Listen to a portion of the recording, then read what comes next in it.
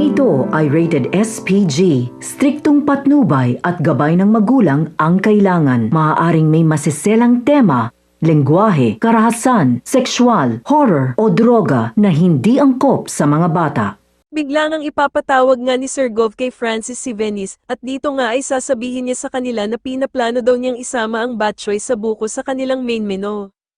Kaya naman ay uutusan nga niya si Venice na lutuin itong muli, pero dahil nga sa hindi naman talaga siya ang nagluto nito kundi si Tata, kaya naman ay magdadahilan na lamang nga si Venice na baka daw ay hindi niya magawa ang parehong lasa dahil sa nagmamadali nga daw siyang gawin ito noon.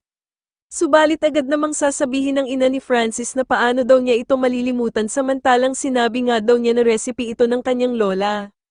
Kaya naman ay wala na ngang magagawa si Francis kundi ang tawagan si Tata dahil sa kinakailangan na naman nga niya ito upang maisakatuparan ang inuutos ng kanyang ama. Samantala ay magkikita na ngang muli sila Tata at Ivana, at dito nga ay laking gulat ni Ivana dahil sa malalaman nga niya na hindi talaga siya si Venice pero kamukhang kamukha nga daw niya ito. Dito nga ay sasabihin ni Tata na nagpunta daw siya sa kanya upang mag-apply ng trabaho bilang isang cook nila dahil sa pangarap daw niya talagang magkaroon ng sariling restaurant.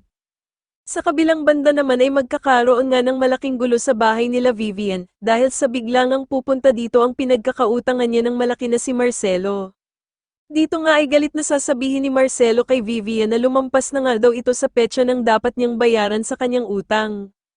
Kaya naman ay malalagay nga sa peligro ang buhay ng kanyang mga anak dahil sa kung hindi nga daw siya agad makakapagbayad, ay papatayin daw niya ang mga ito at uunahin nga daw niya ang artista niyang anak na si Venice. Mas lalo na nga talagang nagiging exciting ang mga susunod na kaganapan kaya naman ay mas lalo pa nating abangan ang mas lalong gumagandang My Ilonggo Girl. Maraming salamat po sa inyong panonood at sana po ay masubscribe niyo ako. Maraming salamat po.